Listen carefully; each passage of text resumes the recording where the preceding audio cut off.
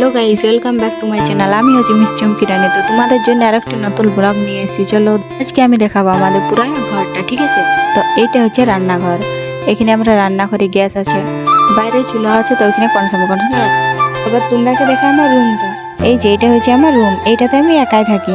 আগে আমার বোন থাকতো, তো আর বিয়ে হয়ে গেছে, তখন ও আর শ্বশুরঘর চলে গেছে। ও এখন আর নাই, আমি একাই আছি। একাই থাকলেও কিছু করার নাই, থাকতে হবে, একা লাগলেও। তো এই যে এটার উপরে একটা ফটো দেখছো, এটা আমার ভাই বার্থডেতে গিফট করেছে। আর এখানে ছবিগুলো আমার বোন এঁকেছে। ওখানে আর একটা ফটো ছিল, ওটাই আমার বার্থডে গিফট করেছে। আর এই যে কালী ঠাকুরটা, এইটা আমরা ডান্স করে কালী পূজাতে পাইছি, ডান্স করে, ঠিক আছে? আর এইটা হচ্ছে আমার ডিউক 319। এইটা দিয়ে আমরা ঘর ঢুকি। এটা হচ্ছে কুলি দিয়ে রাস্তা, ওইটা পরে দেখাবো। আর এটা হচ্ছে ডাইনিং। তো লাইটটা জ্বালালে তারপর দেখাচ্ছে, অন্ধকার হয়ে গেছে। এই জানলাটায় আমরা আগে বসে থাকতি, পুতুল খেলতি ছটার সময়। আর এই রুমটা হচ্ছে আমাদের স্টুডিও রুম। এখানে গান রেকর্ডিং হয়, যে কোনো পুরুলিয়া যে কোনো গান, সব গান এখানে রেকর্ডিং হয়, ঠিক আছে? তো এখন কাজ চলে নেই, কারণ এখন বাবাদের প্রোগ্রাম চলছে, তার জন্য এখন বন্ধ রেখেছে প্রোগ্রামের জন্য। তো প্রোগ্রাম শেষ হলে আরও রেকর্ডিং শুরু হয়ে যাবে।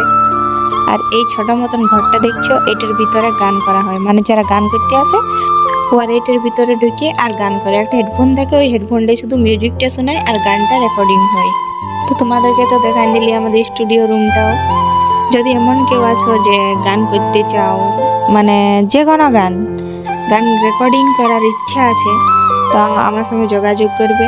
দেখো, যদি কারো মন আছে তো অবশ্যই আমাকে বলবে, তাহলে আমি বাবার সঙ্গে কথা বলবো। তো চলো এবার আমি তোমরা দেখাবো আমাদের কুলি দুয়ারটা। এইটা হচ্ছে আমাদের ঘরের দুয়ার। এটা বাইরের দিকটা, মানে ঘরের সামনের দিকটা। তো ঘরটা দেখে রাখো, যদি কারো কোনোদিন হুড়া এসে কোনো প্রবলেম হয় তো আমাকে বলবে, যদি তোমাদের কিছু হেল্প করতে পারি। তো তো এবার আমি ছাদ উঠে যাচ্ছি। এবার তোমাদেরকে দেখাবো আমাদের ছাদ। আমাদের সিঁড়িগুলো এখনো বানা হয়নি ভালো করে। তো আমি দেখো ছাদ চলে এসেছি। আজকে সূর্যটা যখন ডুবছিল দেখতে দারুণ লাগছিল, তার জন্য ছাদ আলি। আর তোমরাকে দেখাবার জন্য আলি। এইদিকে হচ্ছে আমাদের জেঠি ঘর, আর এইটা হচ্ছে আমাদের ছাদের সামনের দিকটা। দেখো কত সুন্দর লাগছে দেখতে। তো ওই যে অ্যালোভেরা গাছগুলো দেখতে পাচ্ছ পেছন দিকে, ওইগুলা আগের ভিডিও আমি তোমাকে দেখাচ্ছিল, ওই অ্যালোভেরা গাছগুলা। আর এইটা জেঠিদের ঘরটা দুতলা বানাচ্ছে, এখনো কমপ্লিট হয়নি। আর এইখানে আচার রাখা আছে, কে কে আচার খাবে চলে আসো। এখনো বানা হয়নি, তো অত ভালো তা দিব তোমাকে। তো আমি এবার নিচ চলে যাচ্ছি। তো আমি নিচ চলে এসেছি। এবার তোমরাকে দেখাবো আমাদের বাড়ির দিকটা। আর তার আগে লাইটটা বন্ধ করতে ভুলে গেছি, বন্ধ করে দিই জলদি করে, নাইলে গাল দিবে আমাকে। এই যে দেখো আমাদের ছাগলগুলা কেমন বসে আছে। এই ঘরটা আমাদের হয়নি, এখন নিচটা সব কিছু হয়ে গেছে, নিচটা হয়নি। তো অনেক কিছু জিনিস রাখা আছে, কাল মনে হয় কাজ হবে। আর ওইদিকে আমার মা ঝিটেছে। গাইস দেখো, আমার বাবা চিকেন নিয়ে চলে এসছে, বলছে আমাকে চিকেনটা রান্না করে দে। আমি বলি ঠিক আছে দাও। তখন চিকেনটা বাইর করে একটা জায়গাতে নিয়ে নেব। এই দেখো জায়গাতে রেখে নিয়েছি। তো আজকে অনেক গরম লাগছে। তোমাদের দিকে কেমন গরম আছে কমেন্ট করে জানাবে। আমাদের দিকে তো অনেক অনেক গরম লাগছে, ঘরে থাকাই যাচ্ছে না, যে এত গরম। আর আমার মা আর বাবা দেখো ছাগলটাকে ওষুধ খাওয়াচ্ছে। তোমার সাথে কথা বলতে বলতে আমার রান্নার সব কিছু রেডি হয়ে গেছে। মা এদিকে মশলা বাটছে, মায়ের মশলা বাটা হইতে হইতে আমি এদিকে জিনিসগুলো কাটে রেখে দিই। এই দেখো এবার আমি রান্না করব। কড়াইয়ে তেল দিয়ে নিয়েছি, তেলটা গরম হয়ে গেছে।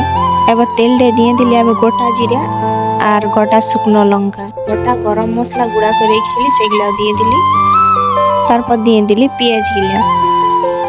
পেঁয়াজ দেওয়া হয়ে গেল। এবার পেঁয়াজগুলো একটু ভালো করে লাল লাল ভাজতে হবে।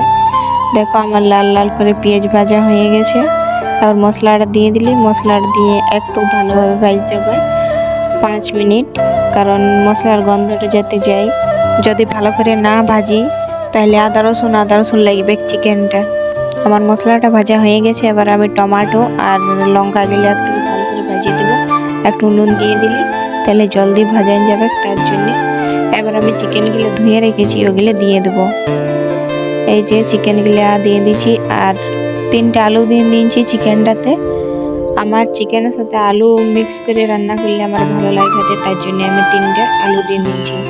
এবার দিয়ে দেবো আমি কাশ্মীরি লঙ্কা।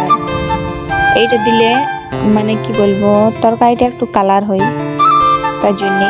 আর তারপর দিয়ে দিলি জিরা গুঁড়া, নুনটা দিতে ভুলে গেছিলি, তার জন্য কড়া করে দিন দিলি। নুনটা দিয়ে হয়ে গেলে এবার হলুদ দিয়ে দেবো। তো হলুদ দিয়ে নিয়ে চিকেনটা 10-15 মিনিট ভাজতে হবে। আর আমি মিট মশলাটাও দিয়ে দিয়েছি আগে।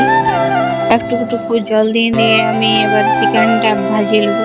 চিকেন রান্না করতে গিয়ে আমার অবস্থা খারাপ গরমে। এখন আমার চিকেন ভাজা হয়ে গেছে, তো আমি একটা বাটিতে উঠে রেখে নিয়েছি টেস্ট করবার জন্য যে ভালো হয়েছে না নাই। কারণ এমনিতে আমি রান্না করিনি, তো জানি নি কেমন লাগবে। চিকেন রান্না করি দিন তো ঠিকই লাগে, তো বলে আজকে কেমন লাগবে। দারুণ হয়েছে চিকেন রান্নাটা।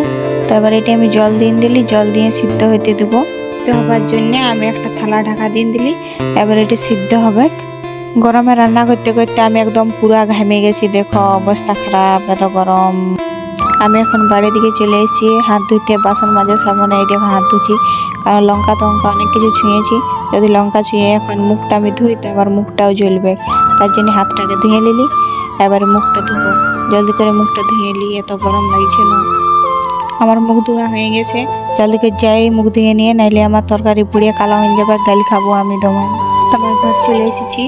এবার আমার একটা চকলেট রাখা আছে ফ্রিজে, অনেকদিন হয়ে গেল চকলেটটা, তো চকলেটটা খাইলি তো আমার গরম লাগছে, তার জন্য আমি এখন চকলেট খাবো। চকলেট খাওয়া হয়ে গেছে, এবার তরকারিটাও মনে হয় হয়ে গেছে, দেখেলি হয়ে গেছে তরকারি। তো আমি খাবার বাড়িয়ে নিয়েছি, তো এবার আমি খাবার খাবো, কারণ আমার অনেক খিদে লেগেছে। ভেন্ডি ভাজা, কুমড়া তরকারি আর চিকেন আমার খাওয়া হয়ে গেছে। আমি রুমে চলে এসেছি। আমার ভিডিওটা এত দূরে ছিল, লাইক কমেন্ট শেয়ার করে দেবে। দেখা যাচ্ছে পরের ব্লগে। Tata, good night.